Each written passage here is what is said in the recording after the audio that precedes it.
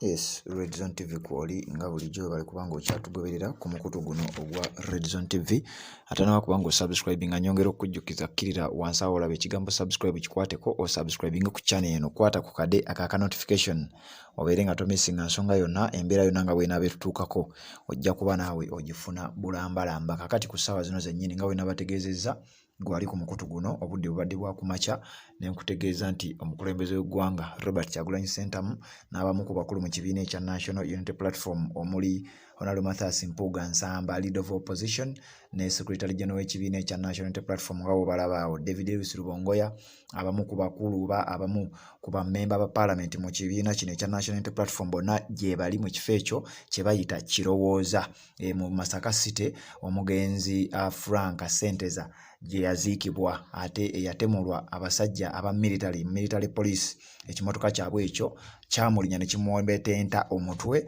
bw'atyo n'aba nga yassa ogw'enkomerero wali mu ddwaliro e Lubaga. Kati olunaku olwaleero lubadde lunaku lwa kumusabira era omukulembeze w'eggwanga nga bw'omulaba awo mu kifaananyi n'abamu ku bakulembeze abalala babadde awo mu kitundu kye bayita Kirowooza, ekyalo kye bayita Kirowooza mu Masaka City mu kibuga ky'e Masaka wakati we baagalamiza muganda waffe Senteza Frank Kalibala bw'atyo bwe yali amaze okuba nga afa baamugalamiza sayidi awo. Kati olunaku lwali lubadde lwa kumusabira naye njagala okutegeeza Uganda Police n'ebitongole ebirala ebyandibadde ebikuuma ddembe bakoze kye batera okukola bulijjo ekyewuunyisizza buli muntu okubeera nti yeebuuza abasajja bano banonya eki mu kifo kino era gwandibadde mulamwa ki ogubaleeta mu mbeera ng'eno, kubanga kusaba tekuliiko ku bantu abali wano nga bwe mubalaba mu bifaananyi.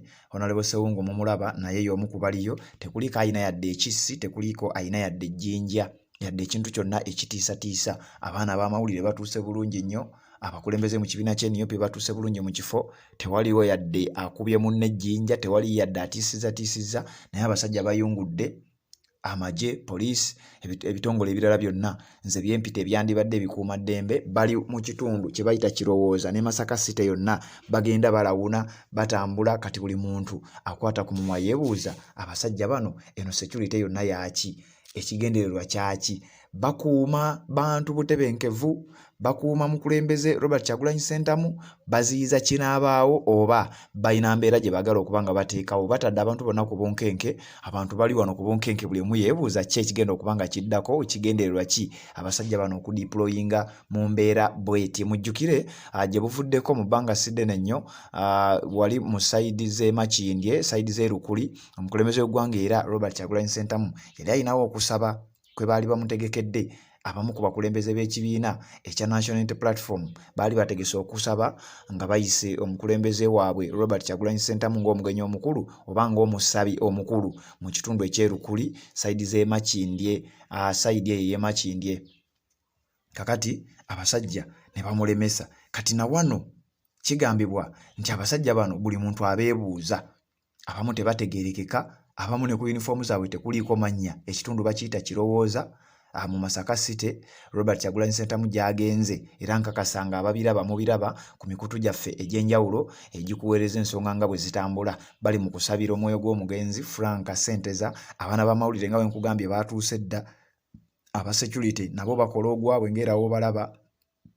Abaana bonna ba foot soldiers mu biti eby'enjawulo n'abakulembeze mu kibiina ekya NUP baatuuse dda mu kifo, naye ekisinga okuba nga kitaddewo embeera ey'obunkenke, ekisinza okuba nga kyebuuzisa abantu ebibuuzo ebingi ye poliisi deployment yaaki. Abasajja b'amagye, abasajja ba military, abasajja ba poliisi n'ebimotoka byabwe era ebyalinnya Frank okubeera nga attibwa batambudde nabyo era bayise nabyo. Kati buli muntu ali awo yeewuunaganya abasajja bano bandiba nga banonya eki mu kitundu kino okuba nti bateekawo embeera Robert Kyagulanyi Ssentamu wazze okuba nga asabira obusabizi n'abamu ku bakulembeze banne abalala mu kibiina ekya National Unity Platform. Abasajja bano buli muntu yeebuuza bandiba nga baagala ki mu kifo kino era bandiba nga bagenderedde ki okubeera nga badiployinga, kubanga bannankyukakyuka oba banna NUP, banna People Power, abaana abagala enkyukakyuka mu ggwanga Uganda bali mu ssaawa ya kunyolwa olw'ensonga nti bali mu kujjukira omubiri gw'omugenzi, bajjukira oba basabira omwoyo gw'omugenzi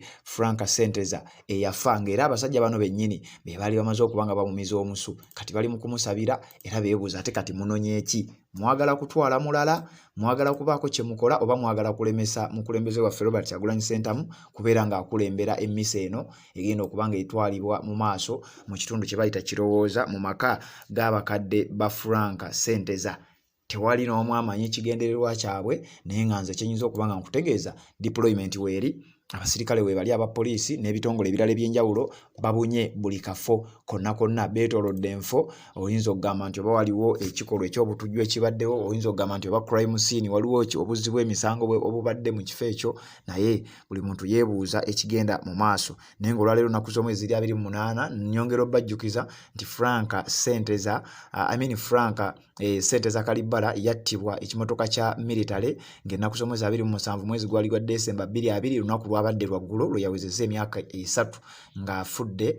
Ekimotoka ekyo ekyali namba H4DF 2382 kyekyalinnya Senteza ne kimuwasa omutwe. Abaabiraba mwabiraba era Uganda Police yo yavaayo n'efulumya report eyali tekwatagana nga bo bagamba nti yabadde addukira ku mmotoka n'ava ku mmotoka n'agwa, emmotoka yennyini n'emwerinnyira. Abasinga obungi bye baawakanya, ate nga n'obutambi bwaliwo obwali bulaga engeri Frank gye yattibwamu entuufu. Era abaabiraba mwabiraba, nkakasa oba wabiraba osobola okuba ng'otegeera era teweetaaga kunnyonnyola nti military police truck ey'ennamba eyo gye nkusomedde ye yalinnya Frank neeba nga yamwasa omutwe, bagenda okumutuusa mu ddwaliro e Rubaga nga tasobola kuba nga adda engulu, era bw'atyo nassa ogw'enkomerero Frank n'afa. Nga kati olwaleero sawa ya kumusabira, bali mu kusabira mwoyo gwe, ate Mukama abeere nga amuwummuza mirembe. Ate mu ngeri y'emu abaana bataddewo ekikolwa ekisinga okuba eky'obuzira oba ekirungi ennyo ekigenda okuwa ekifaananyi, ekigenda okuweesa NUP ekifaananyi ekirungi mu kitundu ekyo,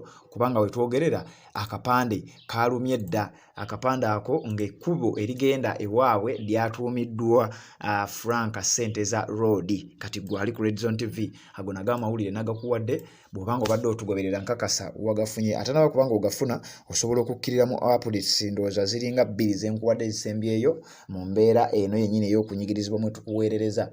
Twasazeewo byonna tubeere nga tubikuwa, ate embeera ebeere ng'etambula bulungi nnyo. Weebale kubanga okyatambula naffe, weebale kubanga okyali ku Red Zone TV, gwe yasubscribinga kyokola kya mutawaana nnyo. Ate naba kubanga osubscribinga naawe nyongera okukujjukiza, kirira wansi awo olaba ekigambo subscribe kikwateko, osubscribinge ku channel yaffe, kwata ku kade aka notification obeere nga tomisinga nsonga yonna, era ojja kubeera omu ku abo abanasooka okumanya singa Red Zone TV enaabanga erina ensonga yonna gyetaddeyo. Mu kusabira Frank waliyo abantu ab'enjawulo, abasinga obungi muwulidde ne ku Eddie Mutwe ng'ayogera ku luzungu awo olw'ekika ekyawaggulu. Byonna tujja kuba nga tubikuwa, naye nga nkakasa abagoberera emikutu gyonna egy'enkyukakyuka, emikutu gyonna egiweereza amawulire ag'enkyukakyuka, nkakasa mubirabye era nga mukyabiraba. So kati embeera bwetyo bwetambula, ate tujja kuba tukuwa ate byonna ebigenda okuba nga biva sayidi wano we wali mu kusabira omugenzi Frank Senteza. Tova ku Red Zone TV.